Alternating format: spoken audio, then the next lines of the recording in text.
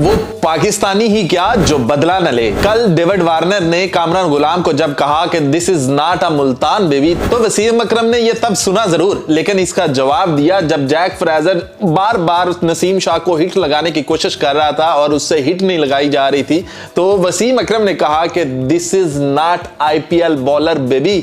तो ये होता है सीन कि भाई सबसे पहले कामरान गुलाम है, वो उसने बिल्कुल वैसे ही स्टाइल बनाया जैसे वो मुल्तान में वो इंग्लैंड बॉलर्स को दिखा रहे थे अपना बैट और फिर जाकर खड़े होकर खेलना शुरू कर देते थे। तो पैट कमिंस बड़ा मुस्कुराया उसका इस अंदाज से, लेकिन अगली ही गेंद उसने ऐसी सरप्राइज दी कि आउट हो गए, कैच आउट देकर जो चले गए। कामरान गुलाम को भी अंदाजा हो गया होगा कि ये पाकिस्तान की पिचेस नहीं है, ये ऑस्ट्रेलिया की पिचेस हैं, यहां पर पेस आता है, यहां पर एक्स्ट्रा पिच होती है, यहां पर कामरान गुलाम को थोड़ा देखकर खेलना होगा। लेकिन कामरान गुलाम के ऊपर लोगों ने इतना प्रेशर डाल दिया हुआ है कि बाबर आजम की रिप्लेस कह के कि वो बेचारा करे तो क्या करे, अब उसके ऊपर उसके जहन पर इतना प्रेशर है कि वो बाबर आजम को पीछे कैसे छोड़े। लेकिन जैसे ही कल नसीम शाह ने बॉलिंग करवाई है और खास तौर पर हारिस रऊफ ने बॉलिंग करवाई है, ऑस्ट्रेलियन को बताया है जो प्लेयर उनके आईपीएल जाकर खेलते थे, जो प्लेयर उनके नए थे आईपीएल में, जैक फ्रेजर जो है वो उसकी तेज तरीन 50 है, तेज तरीन सेंचुरी उसने लगा रखी है।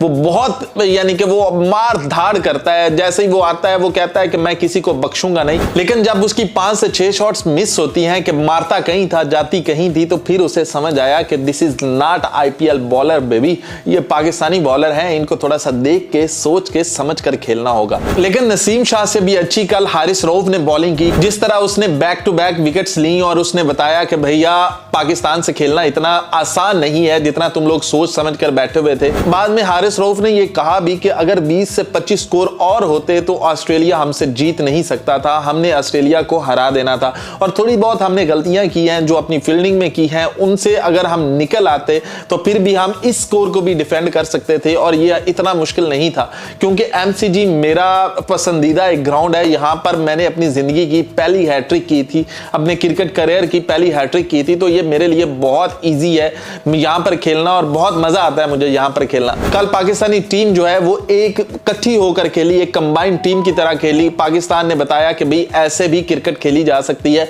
हम पाकिस्तानी तो भूल ही चुके थे जब इनकी ये गंदी परफॉर्मेंस सामने आई वर्ल्ड कप की ये वो, लेकिन जब रिजवान ने कल बिल्कुल मुल्तान सुल्तान की तरह पाकिस्तानी टीम को लड़ाया है ना, आखिरी गेंद तक लड़ाया है, आखिरी गेंद तक ये लगता था कि यहां पर अगर हम पैट कमिंस को आउट कर लेते हैं तो हम आसानी से जीत जाएंगे। लेकिन वो पैट कमिंस भी कोई और सरप्राइज बनकर आया हुआ था। जैसी इनिंग नसीम शाह ने खेली वैसी ही कुछ इनिंग पैट कमिंस ने ऑस्ट्रेलिया के लिए खेली और वो ऑस्ट्रेलिया पाकिस्तान से वो जो जीत है वो कहते हैं ना जबरों से निकाल कर ले गया अपनी टीम के लिए, क्योंकि अगर पैट कमिंस को आउट कर लेते तो वो मैच हमारा था, वो हम मैच किसी को देने वाले नहीं थे।